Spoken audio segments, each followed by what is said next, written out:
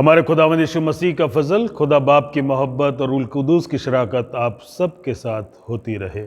Section 4 और 5 एक साथ मिलकर कहें। ऐ तमाम कुदरत के खुदा, तेरे आगे सबके दिल का हाल खुला है। तुझे सबकी मुरादें मालूम हैं और तुझसे कोई भेद छिपा नहीं। अपने पाक रूह के असर से हमारे दिल के ख्यालों को पाक कर, ताकि हम तुझसे कामिल मोहब्बत रखें और लायक तौर पर तेरे पाक नाम की बढ़ाई करें, हमारे खुदावंद मसीह के वसीले से। आमीन। आलम बाला पर खुदा का जलाल और ज़मीन पर उसके लोगों में सुलह। खुदावंद खुदा आसमानी बादशाह, तमाम कुदरत के खुदा बाप, हम तेरी परस्तिश करते, तेरा शुक्र करते और तेरे जलाल के लिए तेरी हम्द करते हैं। ऐ खुदावंद यीशु मसीह, बाप के इकलौते बेटे, ऐ खुदावंद खुदा के बर्रे, तू जहान का गुनाह उठा ले जाता है, हम पर रहम कर। तू बाप के दाहिने बैठा है, हमारी दुआ कबूल कर। क्योंकि ऐ यीशु मसीह, तू ही कुद्दूस है, तू ही खुदावंद है, तू ही पाक रूह के साथ खुदा बाप के जलाल में आला है। आमीन। भजन संहिता उसका 42 बाब 1 से 5 आयत तक। जैसे हिरनी नदी के जल के लिए हाफती है, वैसे ही परमेश्वर, मैं तेरे लिए हाफता हूँ। जीवते ईश्वर परमेश्वर का मैं प्यासा हूँ। मैं कब जाकर परमेश्वर को अपना मुंह दिखाऊंगा। मेरे आंसू दिन और रात मेरा आहार हुए हैं, और लोग दिन भर मुझसे कहते रहते हैं, तेरा परमेश्वर कहाँ है। मैं भीड़ के संग जाया करता था, मैं जय जयकार और धन्यवाद के साथ उत्सव करने वाली भीड़ के बीच में परमेश्वर के भवन को धीरे धीरे जाया करता था। ये स्मरण करके मेरा प्राण शोकित हो जाता है। हे मेरे प्राण, तू क्यों गिरा जाता है और तू अंदर ही अंदर क्यों व्याकुल है। परमेश्वर पर आशा लगाए रहे, क्योंकि मैं उसके दर्शन से उद्धार पाकर फिर उसका धन्यवाद करूंगा। जलाल बाप बेटे और रूल कुदूस का हो, जैसे इब्तिदा में था, इस वक्त है और अब तक रहेगा। आमीन।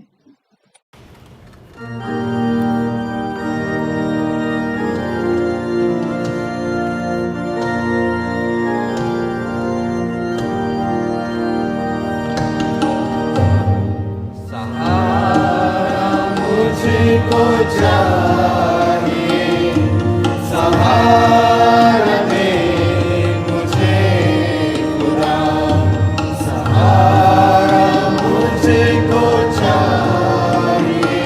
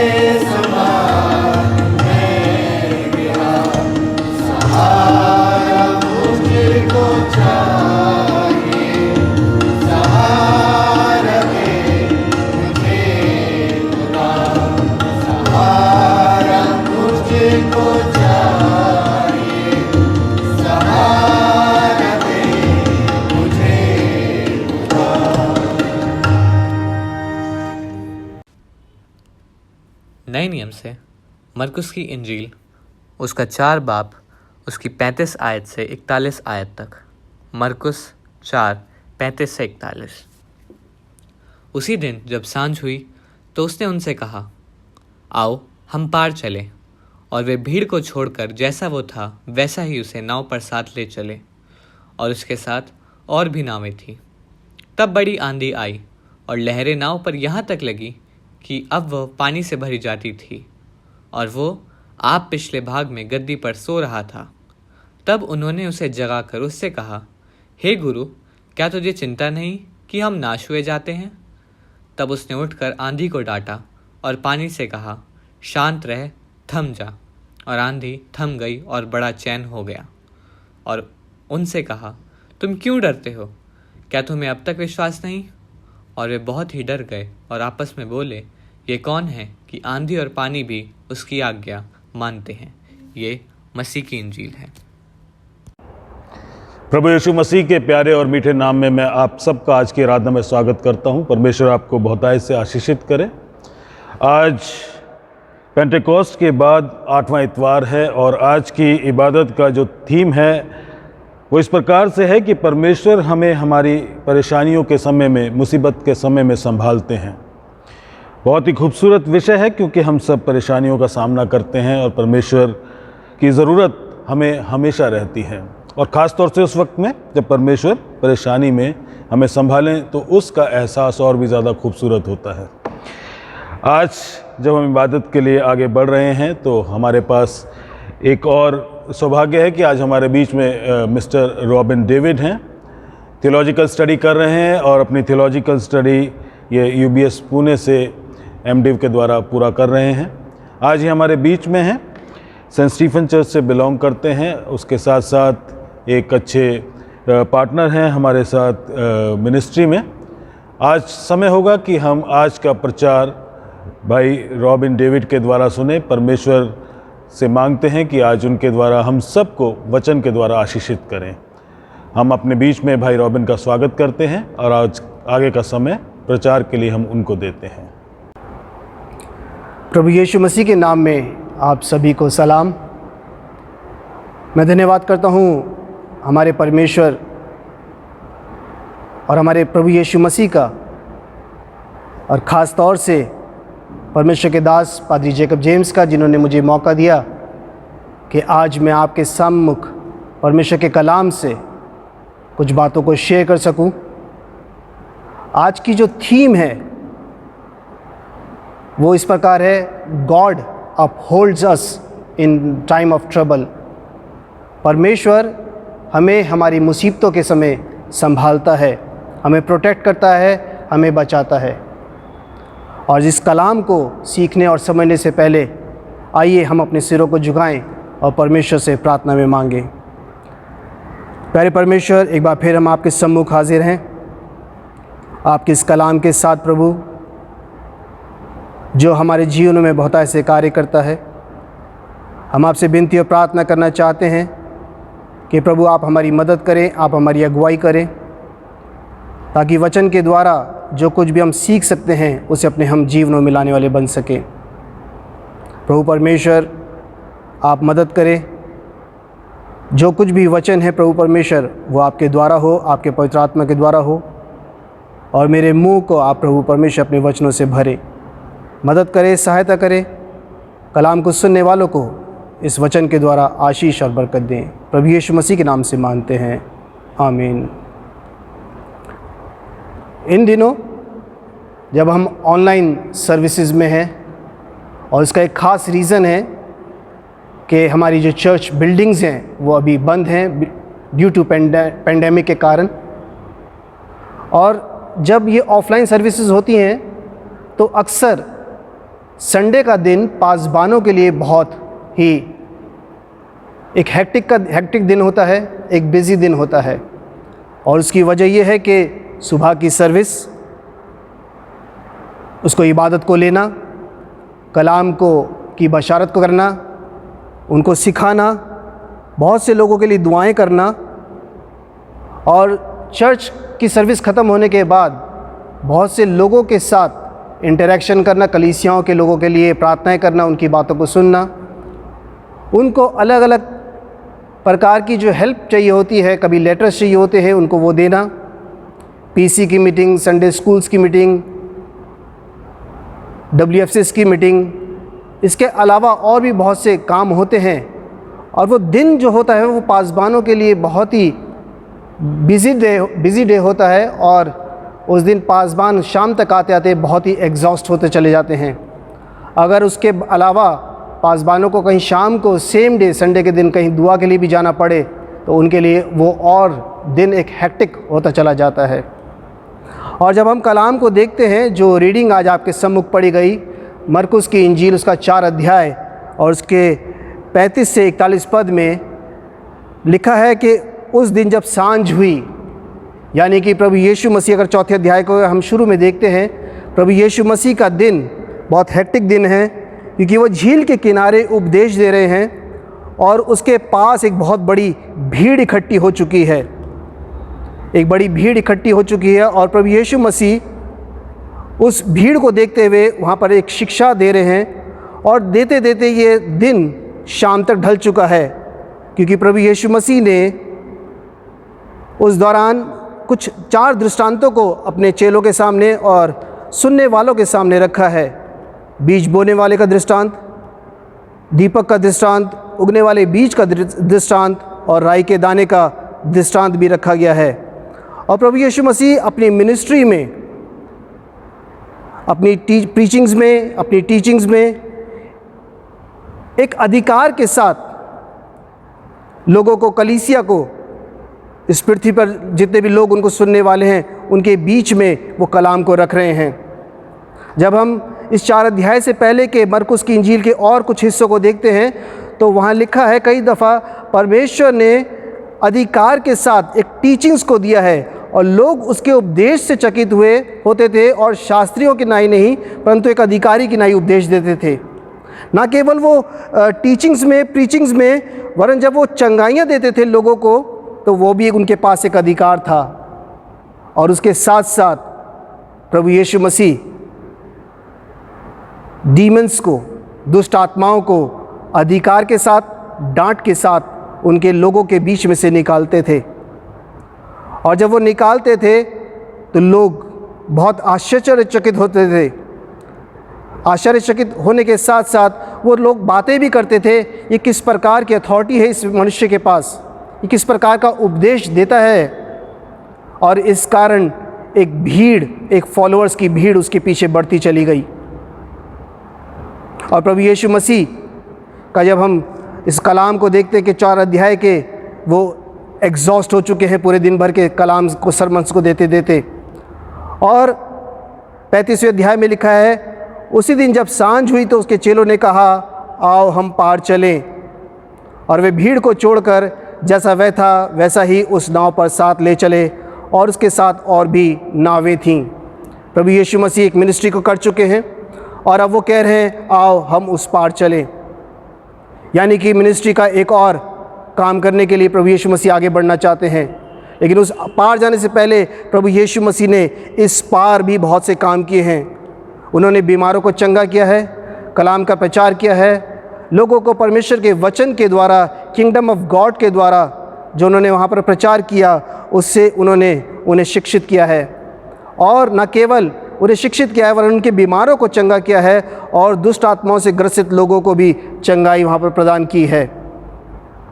क्योंकि प्रभु यीशु मसीह इस कार्य के लिए इस पृथ्वी पर आए हैं।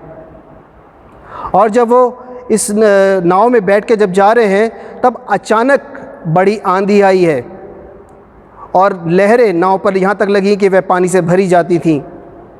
प्रभु यीशु मसीह अपने चेलों के साथ एक झील में हैं, और बताया जाता है कि ये झील को सी ऑफ गैलिली भी कहा जाता है। इस झील को, इसको सी ऑफ लेक ऑफ गेनेसरत भी कहा जाता है।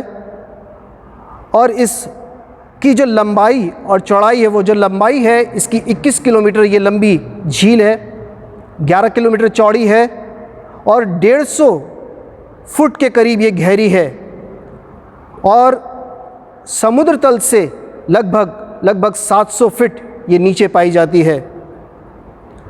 और जब बड़ी आंधी आई यहाँ और लहरें नाव पर यहाँ तक लगी कि वह पानी से भरी जाती थीं, ये यकायक अचानक एकदम से हुआ है, क्योंकि परमेश्वर और जब प्रभु यीशु मसीह और उसके चेले नाव पर चढ़े हैं उस समय तक मौसम साफ था। ऐसा कुछ नहीं था कि वहाँ पर अचानक से कोई आंधी या कोई तूफ़ान आने की संभावना थी, लेकिन जब रास्ते में थे तब अचानक एकाएक आंधी और तूफ़ान आई। अजीज़ों, हमारे जीवन में भी कई दफ़ा अचानक से ही आंधी और तूफ़ान आ जाते हैं। अचानक से ही हमें हार्ट अटैक पड़ सकता है, अचानक से ही हमें कोई फ़ोन कॉल आता है और उस पर हमें एक बुरी सी खबर मिलती है।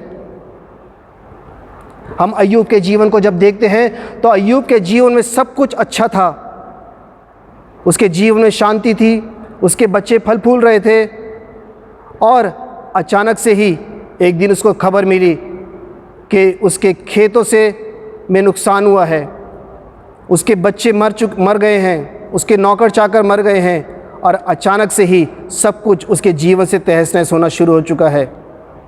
और जब अचानक से सब कुछ होता है तब हमारी घबराहट और हमारा डर ऐसे में ही बढ़ना शुरू हो जाता है। हम भूल जाते हैं परमेश्वर की प्रेजेंस को, हम भूल जाते हैं, और कई दफ़ा हम भूल जाते हैं कि परमेश्वर हमारे साथ है।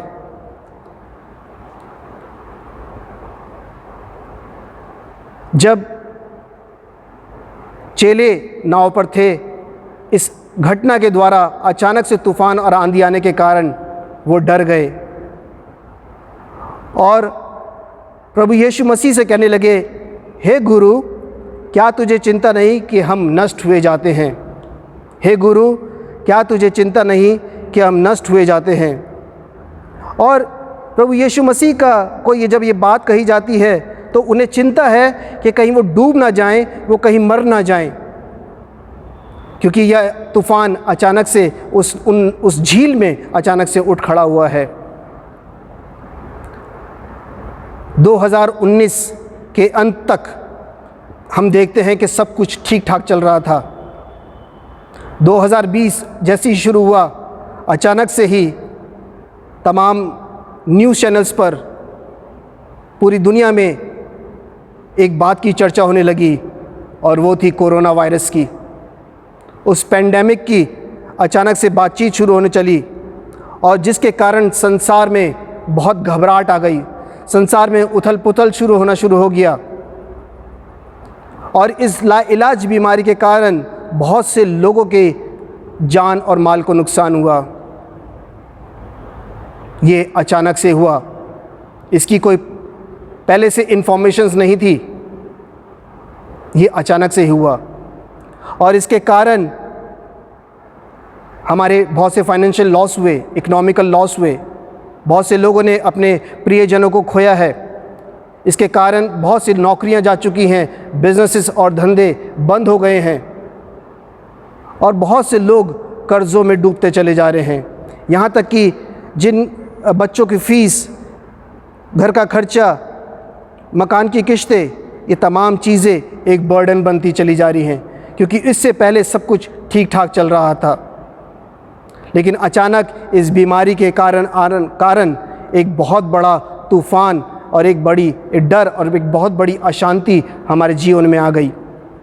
हम सर्वाइवल के लिए परेशान हो गए कि हम किस प्रकार से सर्वाइव कर पाएंगे।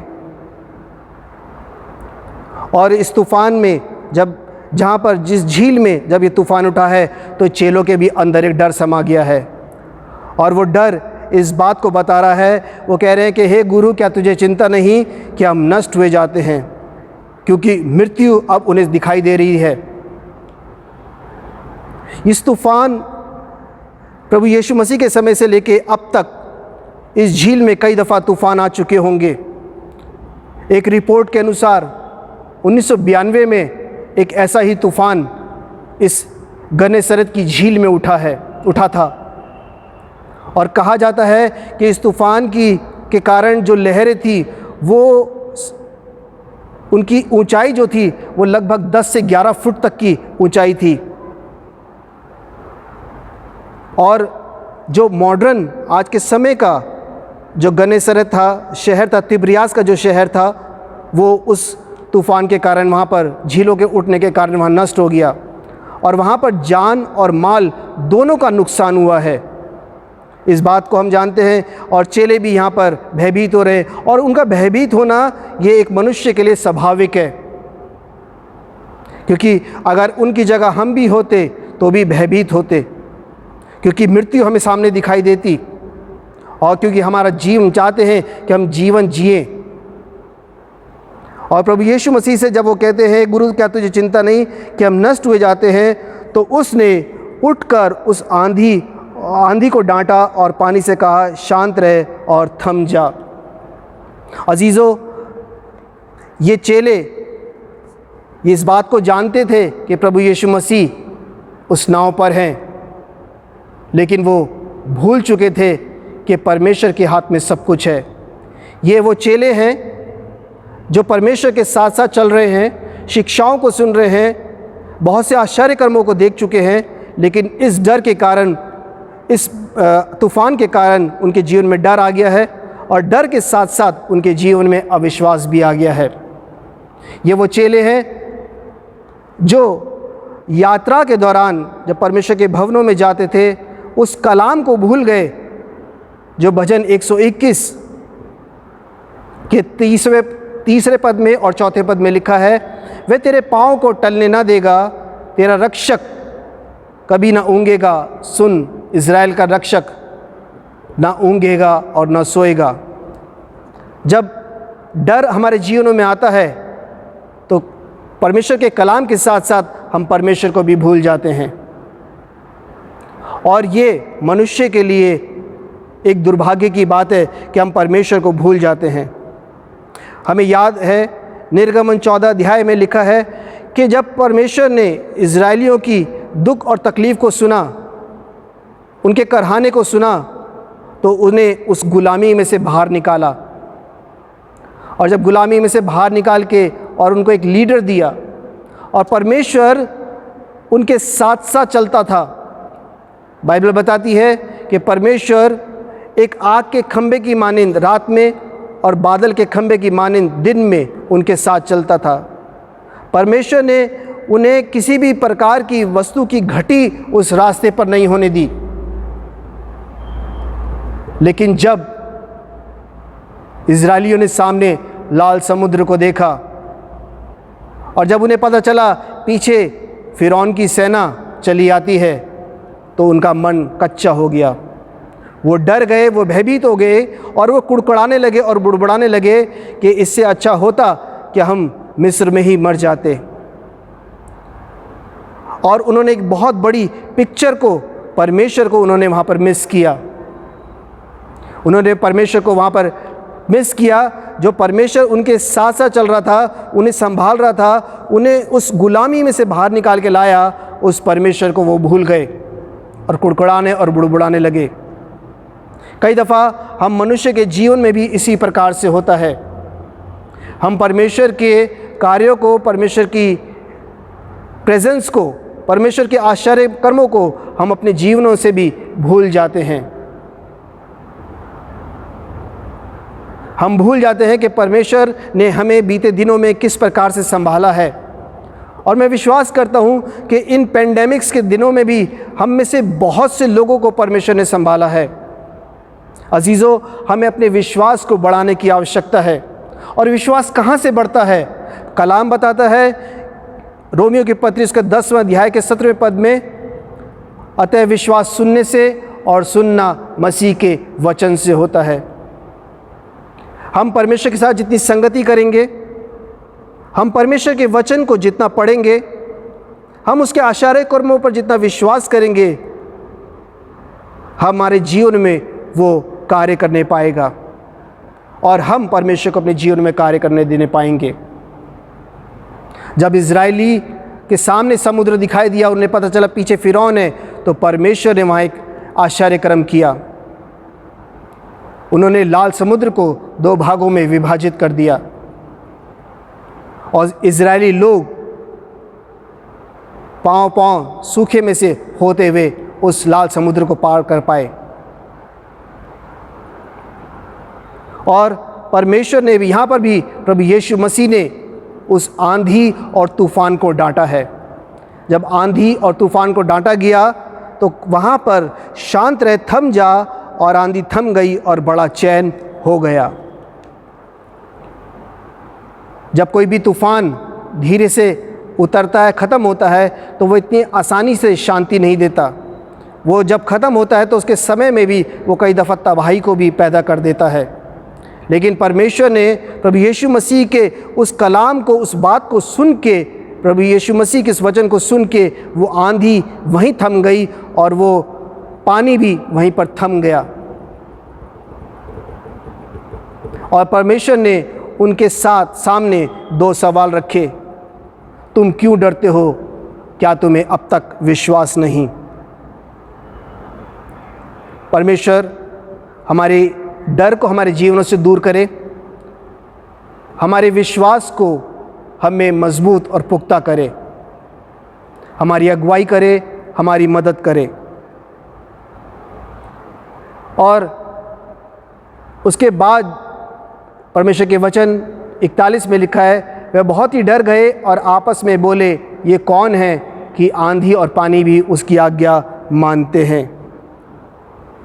कि आंधी और पानी भी उसकी आज्ञा मानते हैं। ये चौथा सवाल है इस कलाम के अंदर, जो चेले आपस में बात करते हुए कह रहे हैं कि ये कौन है। अजीज़ों, आज हमें जानने की बहुत आज से आवश्यकता है कि प्रभु यीशु मसीह कौन है। ये सवाल जितना चेलों के सामने उस नाव पर था, उतना ही ये सवाल आज भी हमारे जीवन में उतना ही वैलिड है कि हु इज़ ही, ये कौन है? ये कौन है कि आंधी और पानी भी उसकी आज्ञा को मानते हैं? परमेश्वर के वचन यूहन्ना की इंजील और उसके पहले अध्याय के पहले 3 पद में इसका जवाब लिखा है। यूहन्ना की इंजील उसका पहला अध्याय उसके पहले से 3 पद, आदि में वचन था और वचन परमेश्वर के साथ था और वचन परमेश्वर था। यही आदि में परमेश्वर के साथ था। सब कुछ उसी के द्वारा उत्पन्न हुआ और जो कुछ उत्पन्न हुआ उसमें से कोई भी वस्तु उसके बिना उत्पन्न नहीं हुई। It means at the time of creation प्रभु यीशु मसीह वहाँ पर मौजूद थे। और जब प्रभु यीशु मसीह वहाँ मौजूद थे तो आज्ञा जो उन्होंने दी, उस तूफ़ान को और उस पानी को, उनकी आज्ञा को मानना पड़ा। अजीज़ों, परमेश्वर की आज्ञा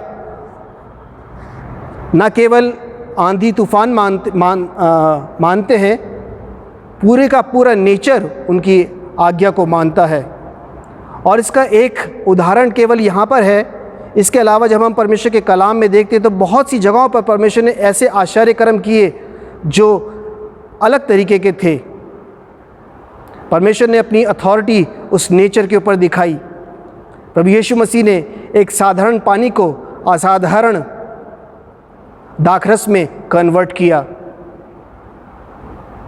प्रभु यीशु मसीह ने 5 रोटी और 2 मछली के द्वारा परमेश्वर के लोगों को 5000 लोगों को खाना खिलाया। और इस प्रकार के बहुत से काम परमेश्वर ने किए। और ये चेले जब परमेश्वर के बारे में, आइडेंटिटी के बारे में बात कर रहे हैं और पूछ रहे हैं ये कौन है, ये सवाल आज भी अजीज़ों उतना ही वैलिड है। लेकिन आज हमारे जीवन में प्रभु यीशु मसीह कौन है? Is he a profitable God? क्या वो एक ऐसा परमेश्वर है जो सिर्फ़ और सिर्फ हमारी ज़रूरतें पूरी करता है?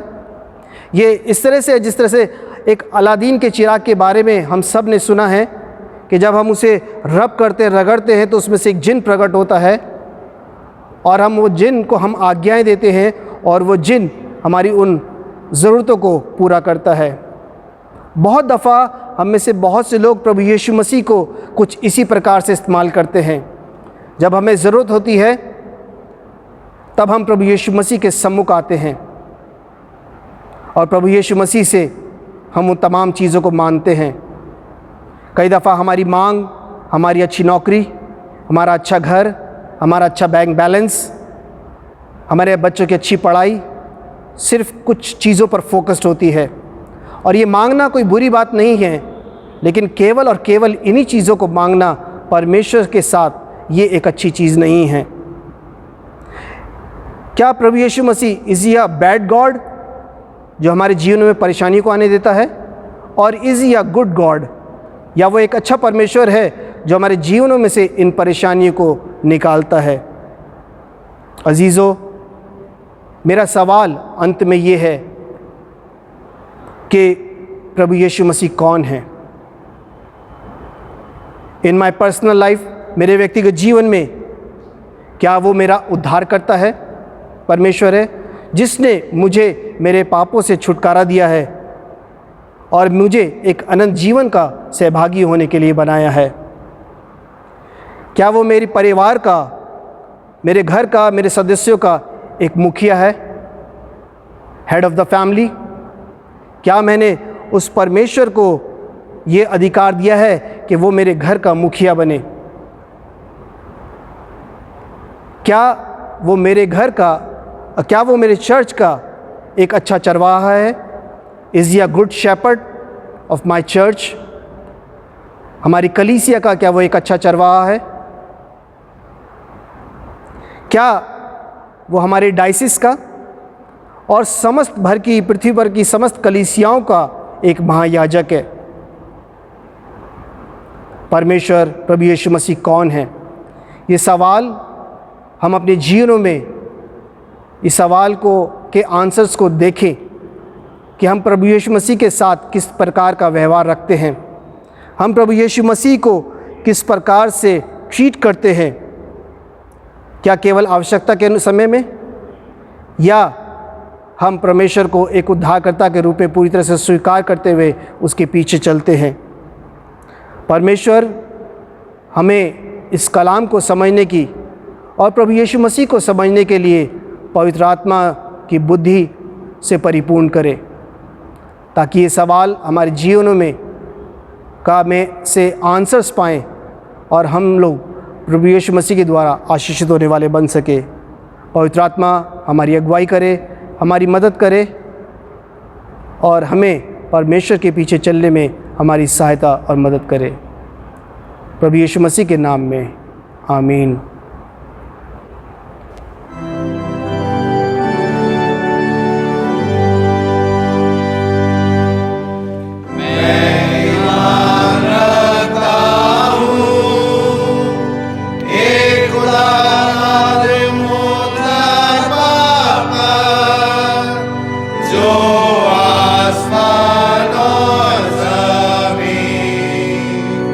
और सबकी और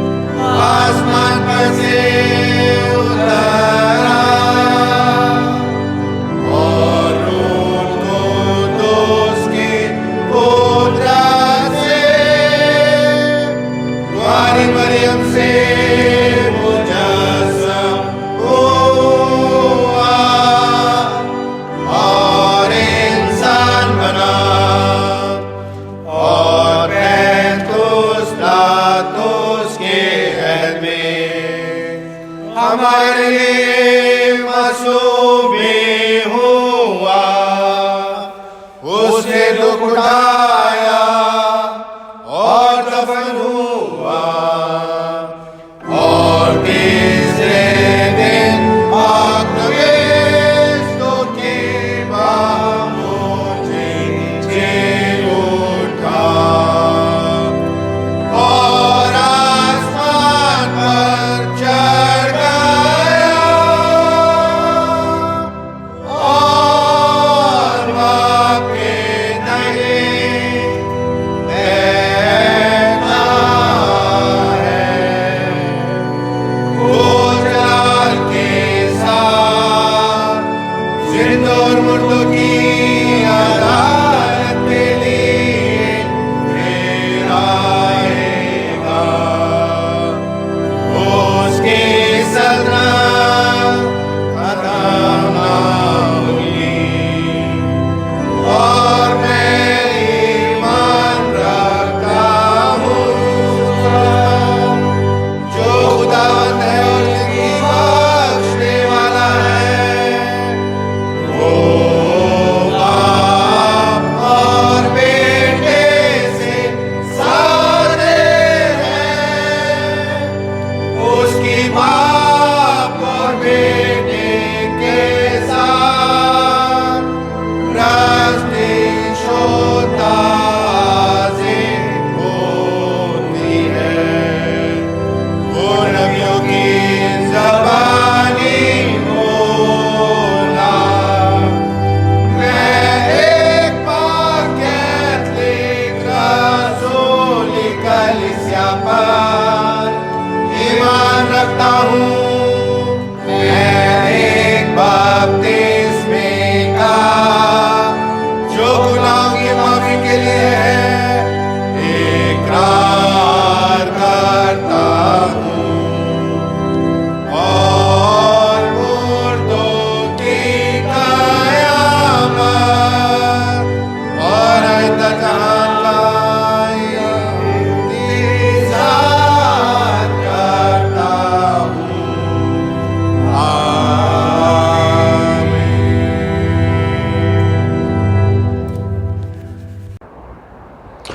हम परमेश्वर का धन्यवाद करना चाहते हैं आज के सुंदर वचन के लिए जो आज हमें सुनने के लिए मिला। परमेश्वर ने इस वचन के द्वारा हम सबको आशीषित किया है, और ख़ास तौर से कुछ सवाल हैं जो हमारे सामने रखे गए। ये सवाल कुछ चैलेंजेस को भी खड़ा करते हैं। एक चैलेंज जो सबसे बड़ा होता है, हमें अपने आप के खुद के ऊपर इंट्रोस्पेक्ट करने की ज़रूरत है, अपने खुद के जीवन के आंकलन की ज़रूरत है कि हम किस प्रकार से प्रभु यीशु मसीह को देखते हैं। परमेश्वर का धन्यवाद करते हैं भाई रॉबिन के लिए। थैंक यू मिस्टर रॉबिन, हमारे बीच में परमेश्वर का वचन बांटने के लिए और इस वचन के द्वारा हम सबको आशीषित करने के लिए। आइए हम वचन के लिए प्रार्थना करें। प्यारे परमेश्वर, धन्यवाद करते हैं कि प्रभु आप हमें अलग अलग समय पर अलग अलग विषय पर खुदावंद वचन के द्वारा आशीषित करते हैं। प्रभु आप हमें जानते हैं, हमारी ज़रूरतों को जानते हैं, और परमेश्वर उन ज़रूरतों को सिर्फ आप ही पूरा कर सकते हैं। खुदावंद ऐसी ज़रूरतें जिन्हें हम अपने लिए सबसे ज़्यादा अहमियत देते हैं, या ऐसी ज़रूरत जो हमें अनंत जीवन तक आपके साथ सहभागिता करने में खुदावंद तैयारी देती है। परमेश्वर, हर एक ज़रूरत आपके द्वारा पूरी की जाती है, और ख़ास तौर से उस समय में जब हम परेशानी, दुख, मुसीबत का सामना करते हैं, प्रभु आपके द्वारा संभाला जाना, ये हमें वो खुशी, वो एहसास देता है खुदावंद जिसमें होकर हम आप में आनंदित हो सकते हैं।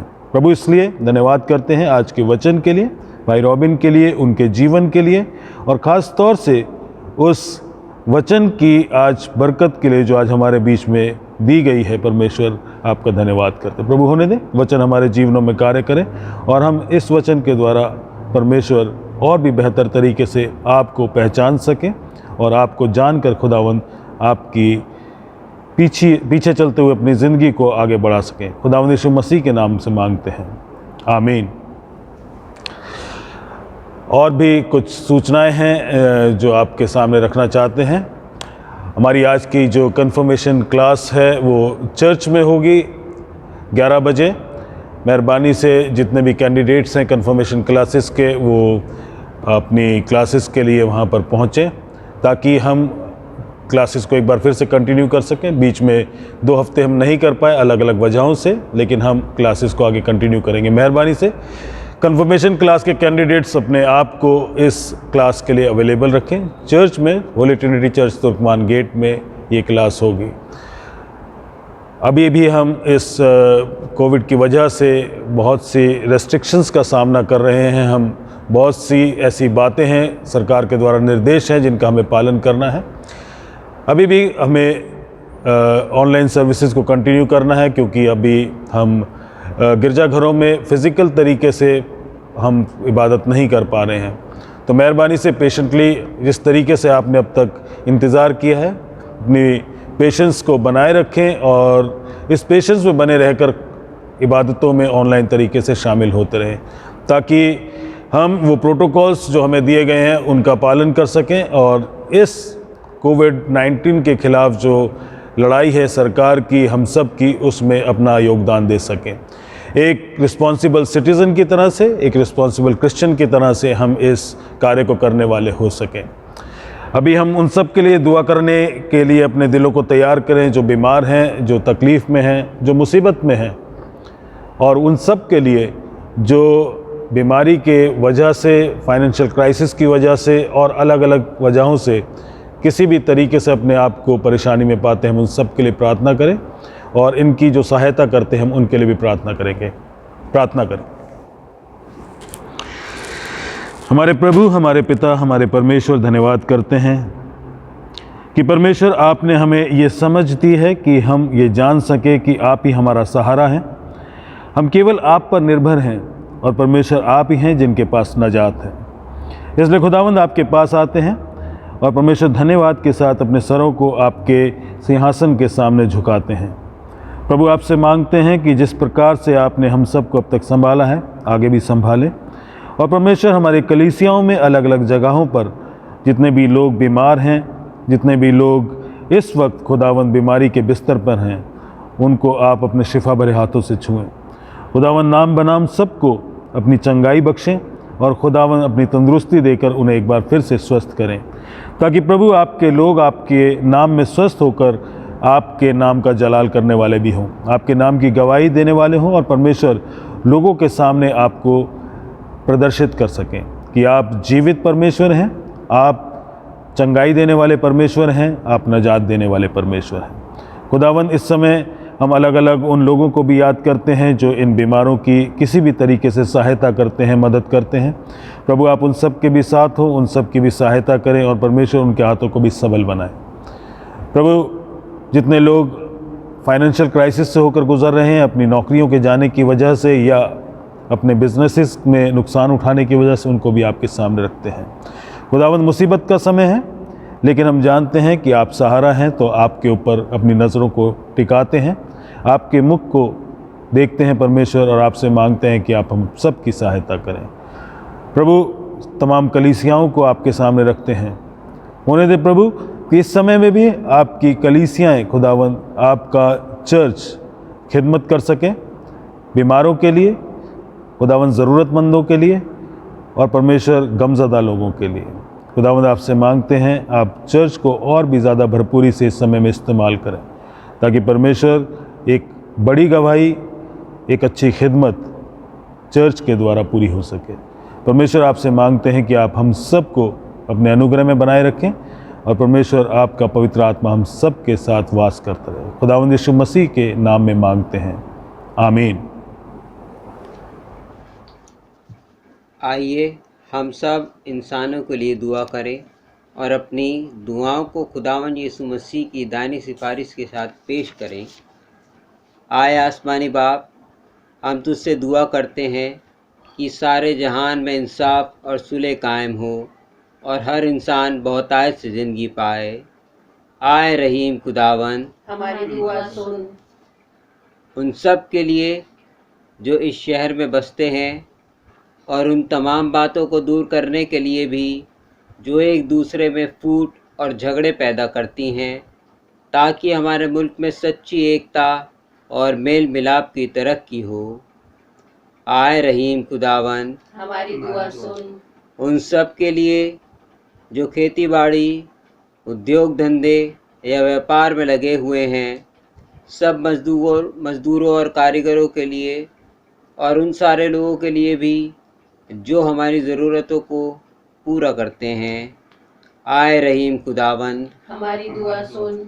तमाम उस्तादों, पढ़ने वालों, साइंसदानों, लेखकों, हुनरमंदों और उन सब के लिए भी जो दूसरे लोगों के दिलो दिमाग पर असर डालते हैं। आए रहीम खुदावन हमारी दुआ सुन।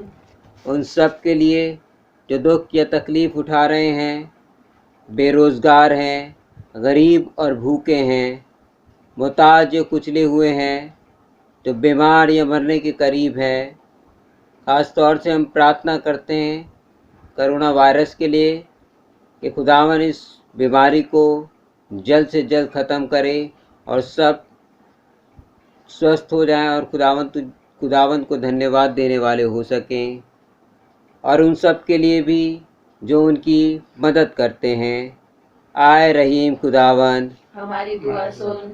उन सब के लिए जिन्हें इस मुल्क और दूसरे मुल्कों में इख्तियार दिया गया है, खासकर हमारे राष्ट्रपति रामनाथ कोविंद, प्रधानमंत्री नरेंद्र मोदी, इस सूबा के गवर्नर अनिल बैजल और मुख्यमंत्री अरविंद केजरीवाल, और उन सब के लिए भी जो किसी भी तरह का इख्तियार रखते हैं। आए रहीम खुदावन हमारी दुआ सुन। सब मसीही लोगों की एकता और मेल मिलाप के लिए और दुनिया में उनके मुनासिब तौर से गवाही देने और खिदमत करने के लिए। आए रहीम खुदावन हमारी दुआ सुन।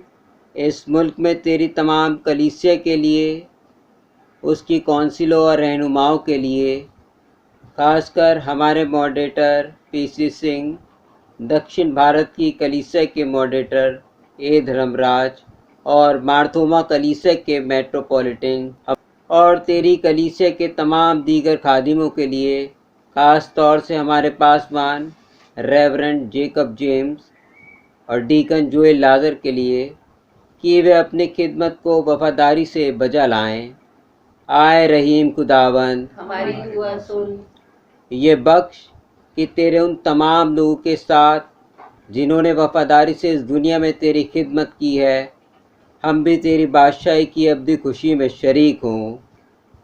आए रहीम खुदावन हमारी दुआ सुन। आए आसमानी बाप, अपनी बादशाही जल्ला और हमारी इन दुआओं को कबूल फरमा जो हम तेरे बेटे और अपने खुदावंद और मुंजी यीशु मसीह के नाम के वसीले से पेश करते हैं। आमीन। गुनाहों का इकरार।